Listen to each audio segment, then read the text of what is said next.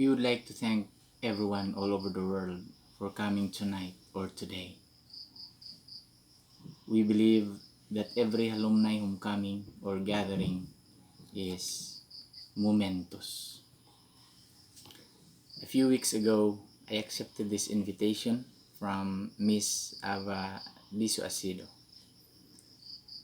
Let me thank the members and officers of the Deo Favente 2005 for hosting tonight's event, for extending me the privilege to talk before these brilliant guardians of truth. We want to congratulate, commend, and extend our best wishes to the following leadership. Central Philippine Union Conference, headed by Pastor Agapito Catani. East Visayan Conference, led by Pastor Sami Salyuman.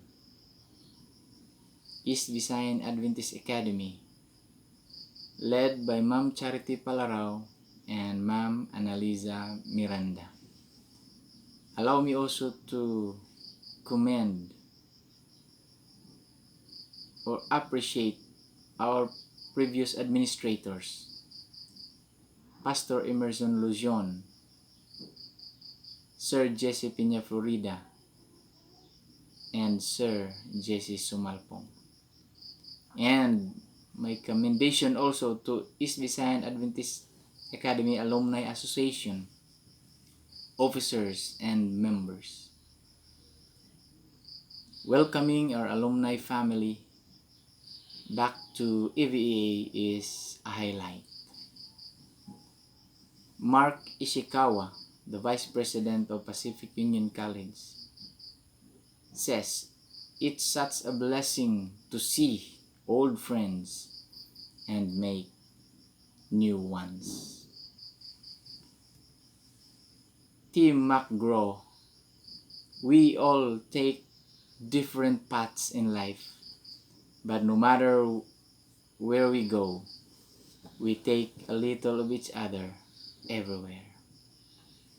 Allow me to share my experiences with Deo Favente 2005. My first senior advisory class, school year 2004-2005. Central Philippine Adventist College seniors visit using the newly purchased second-hand 55-seater bus.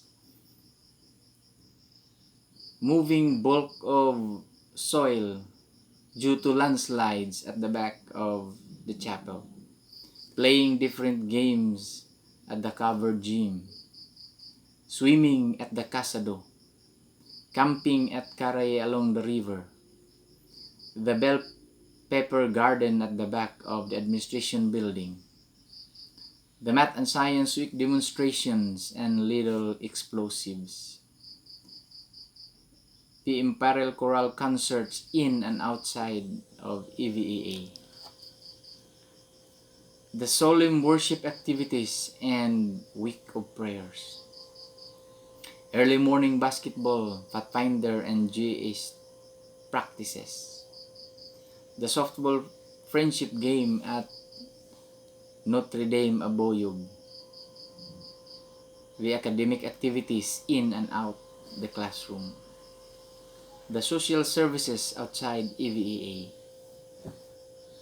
And producing the year movie. Tonight, let me title this talk, Welcome Home. Come home, at home, sweet home, homecoming, welcome home. You are my home, homeward bound. Alumni homecoming, don't forget your home. Welcome home, children. Virtual alumni homecoming. It's good to be home in East Visayan Adventist Academy, physically or virtually. Lovate states, as truth be told, homecoming never gets old. Charles Dickens, every traveler has a home of his own, and he learns to appreciate the more from his wandering. We have 2 points to consider tonight. 1. God's great desire that not one will miss out. 2. God's great reward is already prepared. Our basis for our consideration is in Isaiah 34:16 and 17, New Living Translation. It says, "Search the book of the Lord and see what He will do. Not one of these birds and animals will be missing,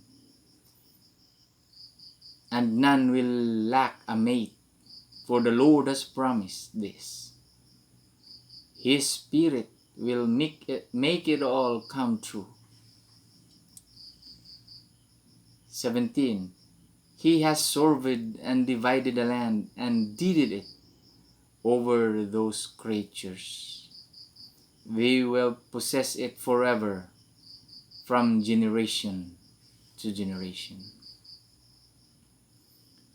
The first point, God's great desire that not one will miss out.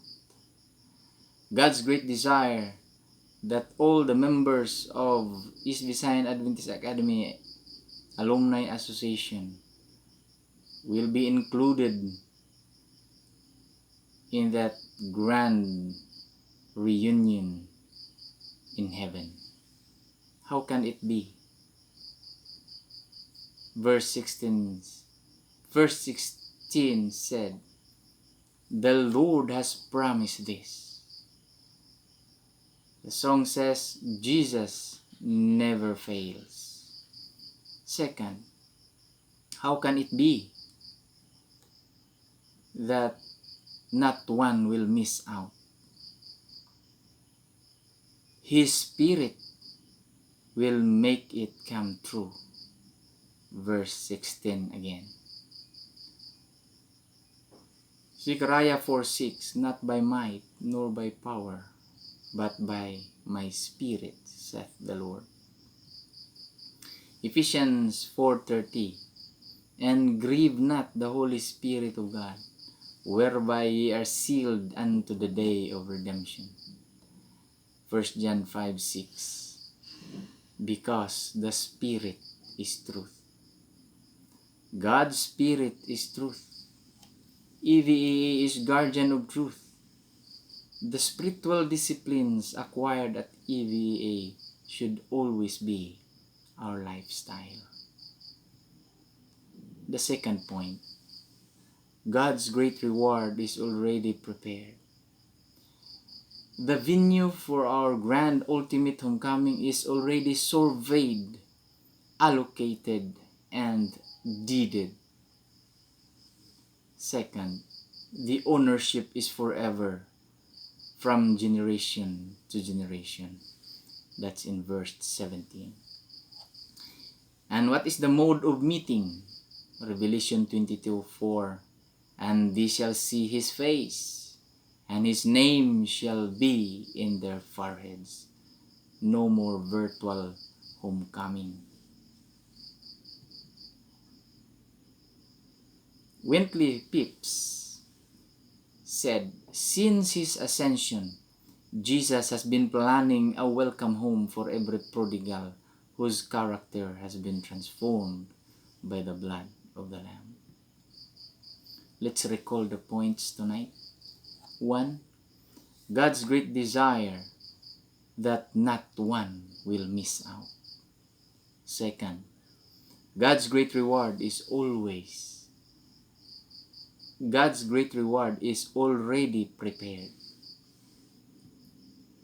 The ultimate homecoming, when we are welcome home in the gates of heaven and inherit the kingdom God has prepared for us.